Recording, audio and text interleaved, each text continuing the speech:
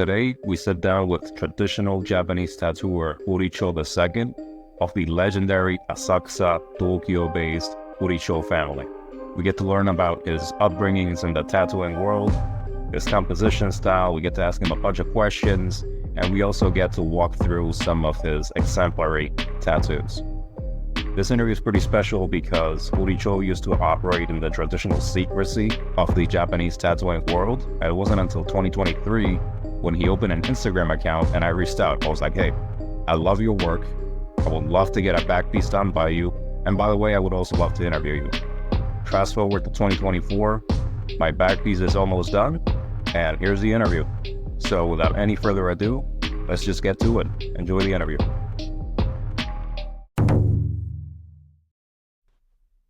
この抱き鯉は、最初腕はゴムでも太鼓で入ってて、その後は来た時は胸割りにしたいと言って背中と胸割りだけだったんですけど、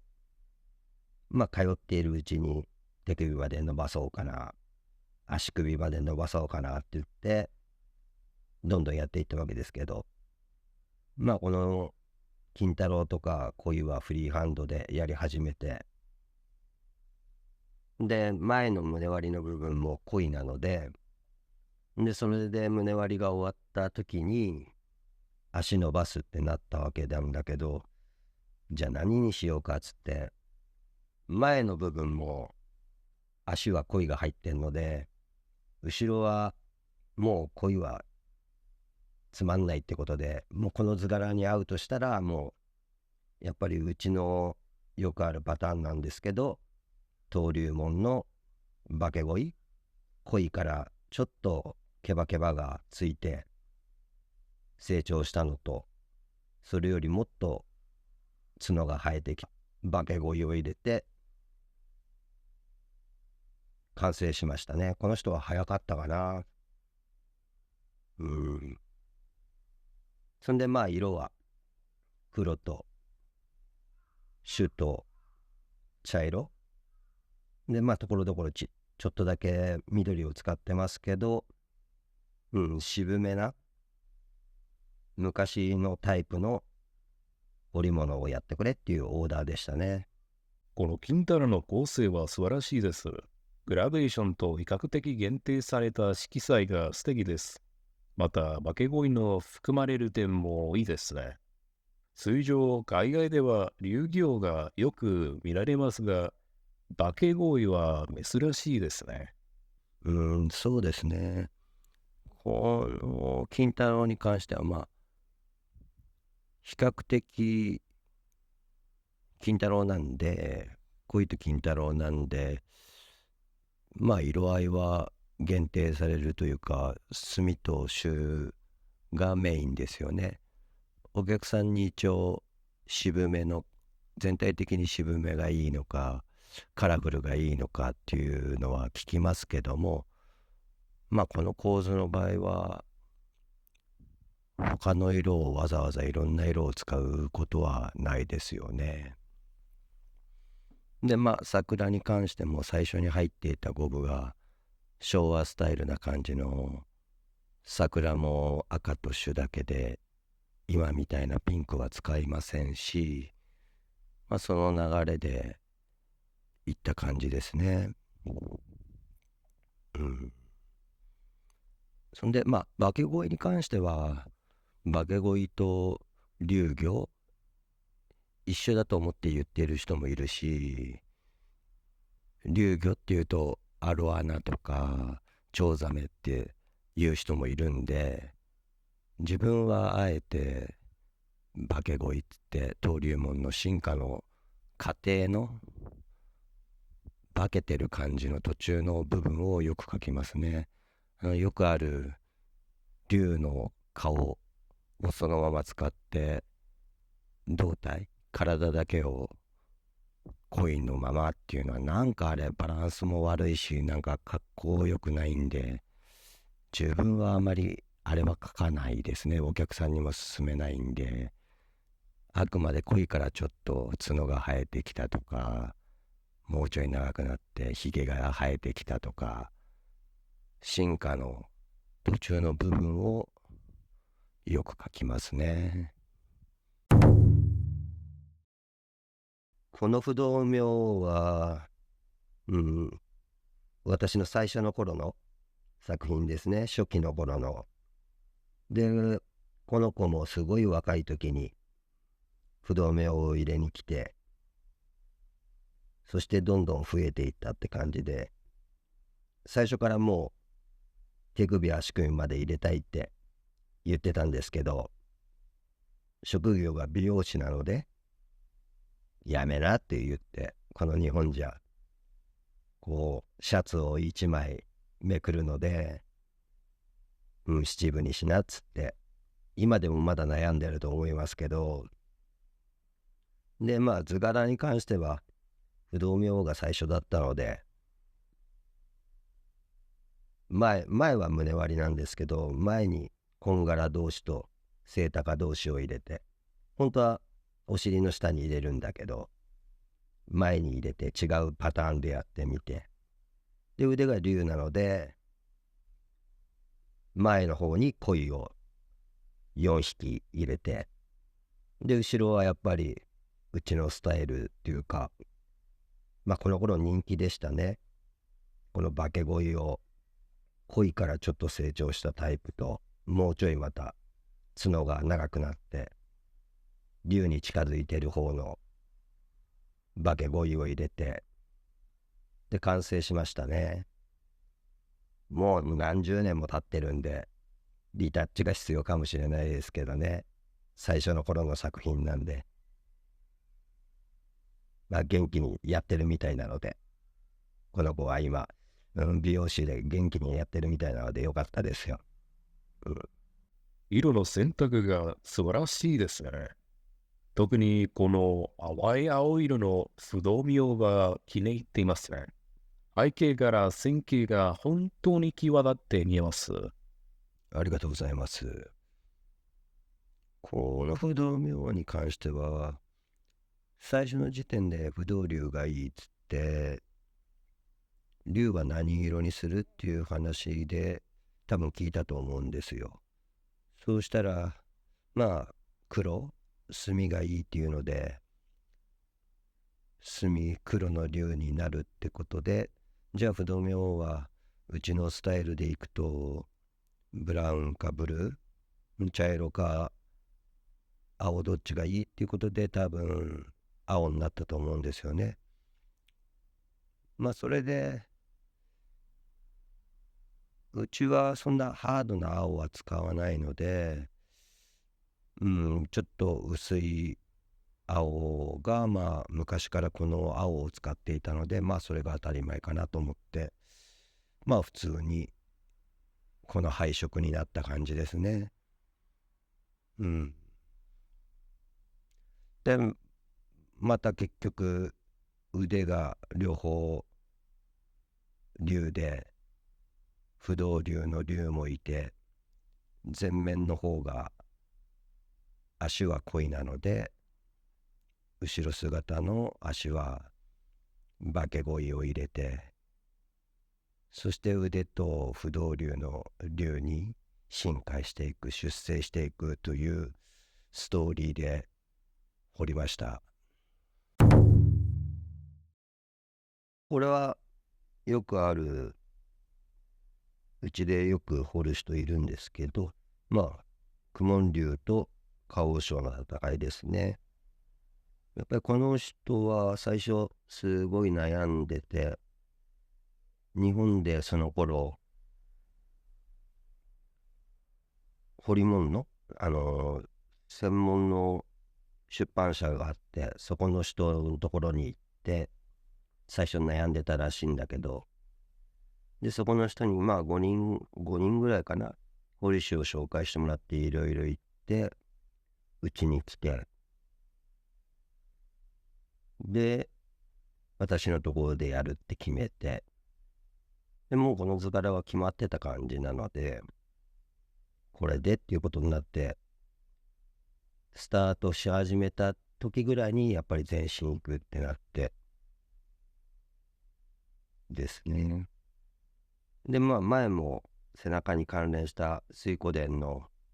胸割りなんですけど、水湖伝の人物が入ってるんで、あとは竜っていうのが決まってたんで、やっぱり全身だと下の方、足の方が水波になったりするので、鯉からまた化け鯉、そして腕の竜に成長していくみたいなストーリーで入れましたね。こんだけでかい人だと人物一人だけでっかく入れてもよかったかななんつって最後には話してましたけど。先生は本当に人物の描写が巧みですね。織物内のタトゥーが素晴らしいし、恋から化け恋、そして竜へと進む構成も大変気になりましたね。この作品には2つの物語があるようですね。そうですか。ありがとうございます。人物は結構オーダーありますけど、やっぱり二重彫りは人気がありますね。だからこれは公文竜と顔章両方二重彫りなんで、豪華ですよね。で、この人の送信彫りは胸割りで腹の部分には王英と小三条の戦いを入れているので、水湖伝の話でいくと梁山泊入りする前の戦いを背中と胸割りの腹に表現して、そして腕は竜って決めていたので、それにまつわる何かをということで、後ろから見た桃とふくらはぎには恋から化け恋、そしてこれは前から見るともう顔はもう竜で胴体も長いんですけど、手足尻尾がまだ魚のヒレになっていて、手足がまだない状態の竜が入っていますね。だからそう考えると2つの物語が表現できたかなと思いますね。でちょっと遊び堀みたいな公文竜の足元にはカニがいたりとか、ちょっとそこで遊んだ図柄を入れたりしてますね。これはこの顔和尚の鬼退治っていうのはお客様のオーダーでこの絵をまた描き起こして描いたんですけど、水湖伝のストーリーには鬼退治なんて出てこないんだけど、鬼を悪い人たちに見立ててこの構図を作りました。で、前もやはり胸割りで鬼が入ってるんですけど、生首と蛇と入ってるんだけど、ストーリーとしては鬼が悪さをしていていっぱい生首があります。だからそれを退治するっていう感じでイメージで作りました。で、生首の周りには蛇がいまして、もうみんなぶったたいてるという、感じですね。でこの人は1年で終わらせたいっつって頑張ったんだけど、ちょっとオーバーして最後完成していきましたね。これは私が堀長先生のファンになった作品ですよ。とても力強い構成です。顔書が鬼を打ちのめし、足に生首を集めている場面が印象的ですね。英語で言うとバラスですね。そうなの？ジャンはこの作品が好きで知ったんだ。じゃあこの作品がジャンと私をつなげる、合う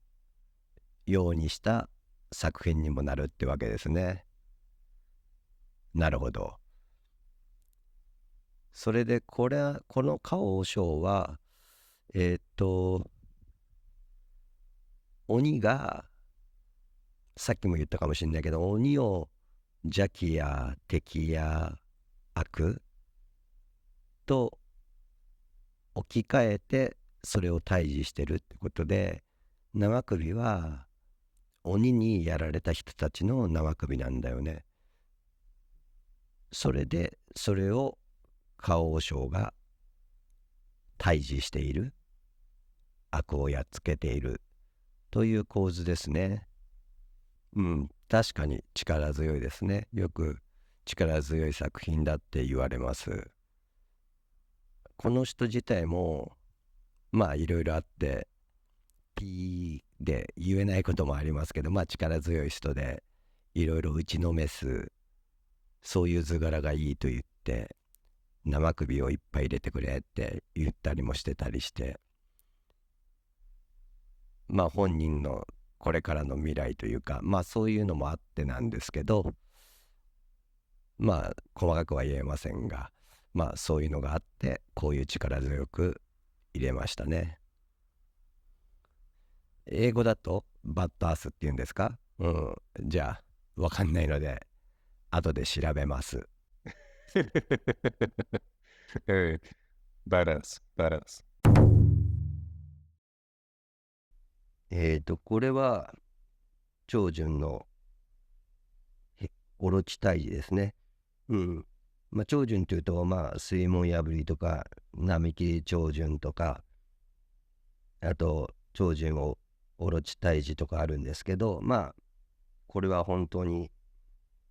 格闘してる感じの絵を、先生の元の絵があるんですけど、それよりもっと細かくして作った作品ですかね。でやっぱり蛇にはボタンが合うので、周りは蛇とボタンであしらって、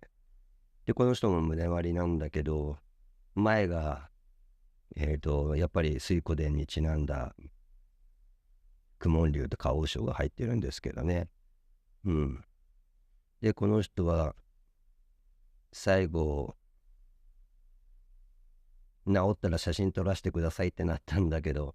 電話したらもうすでに電話も通じなくなっていて、まあみんないろんな仕事がありますからね。もう一度写真撮りたかったんですけどね。で色はやはりまあ赤が多いのでちょっとカラフルですけど、まあ年数が経てば落ち着いてきてちょうどいいとは思うんですけどね。この作品は非常にダイナミックで詳細が多いですね。海外では通常、超人を水門破りの場面や並切りのポーズでしか見ませんので、この構成を見るのは素晴らしいです。超人の目がとても恐ろしいですね。まあそう見えるかもしれないですね。二重彫りっていうのもあるけど、よりダイナミックに見せるために波をいっぱいつけて、波が弾けてる感じで動きによりプラスに動いてるように見えるように波もいっぱい付け足したので、でもまあちょっと波を抑えた、少なくした方なんだけど、それで動きにプラスアルファした感じですかね。そんでスペースにボタンも入れたいというのでボタンも入れて、結構隙間なくいっぱい入れた感じですかね。あとは長順に関してはまあよく見るのが水門破りと波切り長順と、あとまあオロチ、大蛇が上にいて下で長順が剣を持って向き合ってる長順のオロチ退治っていうのも昔からありますけどね。じゃあそこで退治というので多分こういうつかみ合っている下絵がうちには昔からあって、それを自分でちょっとチェンジしてこの図柄ができたって感じですね。だからこうつかみ合ってバトルレスリングっていうかバトルしてるこのタイプはまあうちの下絵の中では長順の図柄の一つで昔からあります。目はまあ怖く入れたつもりはないですけど、まあそうやって見てもらえるってことは成功ですね。はい。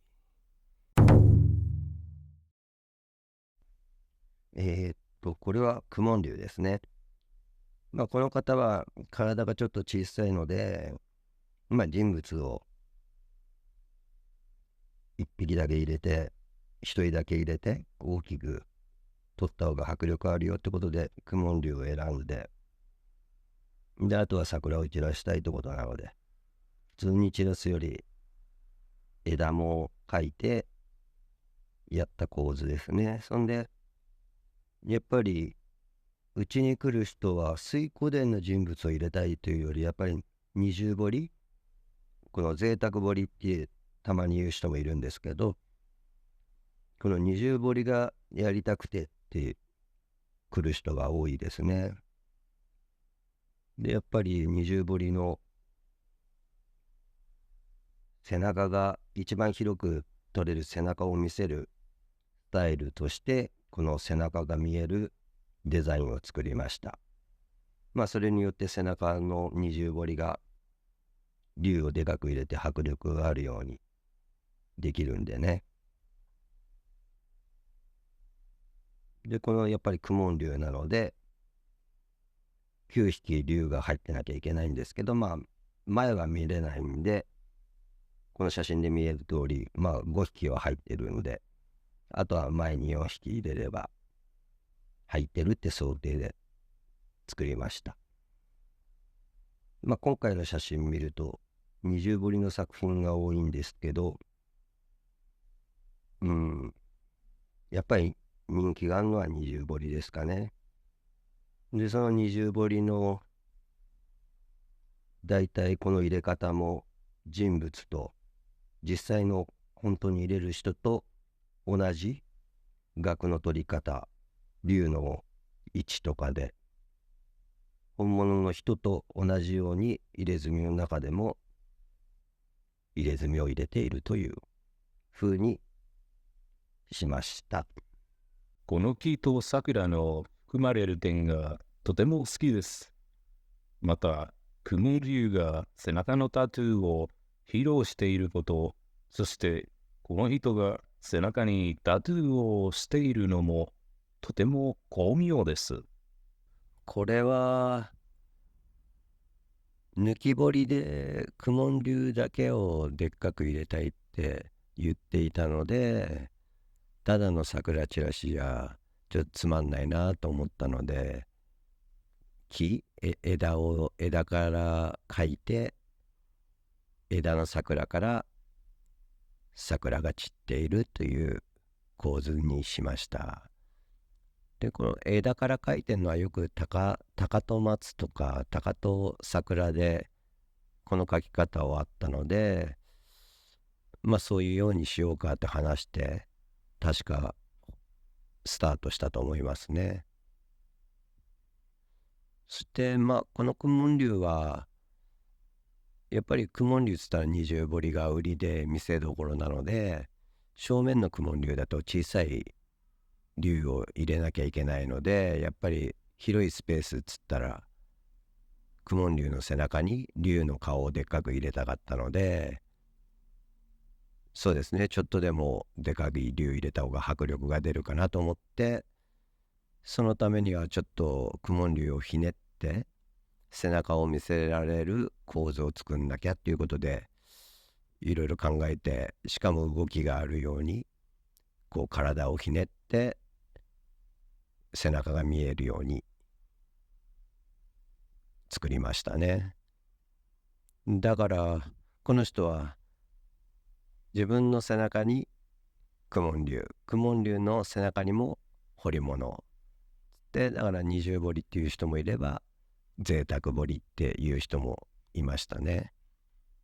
And that's it for the interview series with the traditional Japanese tattooing master, Asakusa Horicho II.